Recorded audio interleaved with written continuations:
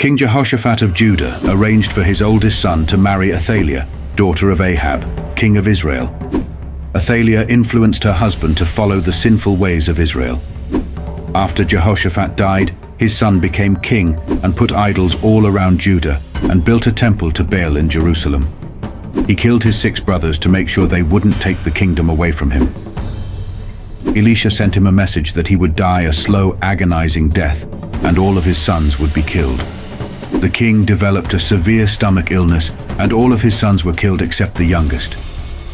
When he finally died, no one mourned his death. His youngest son became king, but followed the direction of his mother ATHALIAH.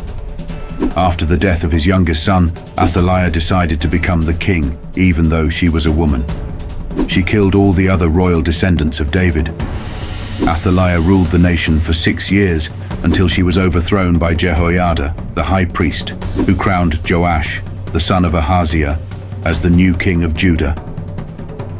Jehoiada hid Joash in the temple until he was 7 years old.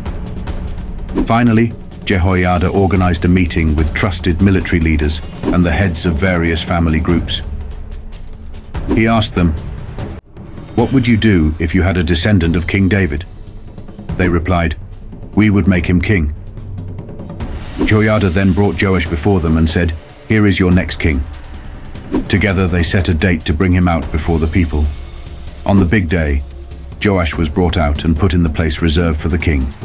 Jehoiada anointed him with oil and placed a crown on his head.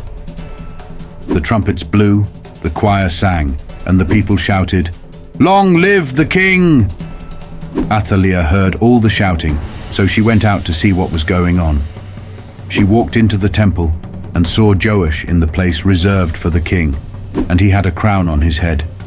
She ripped her clothes and screamed, "Treason! Treason!" Jehoiada pointed at her and said, "Take that woman out, because it is not right to kill someone in the temple." So they dragged ATHALIAH out of the temple and killed her at the horse corral. The people went through the city and tore down everything that had to do with Baal. The high priest once again set up the worship of the Lord in the temple. Everyone rejoiced because ATHALIAH's reign of terror was over.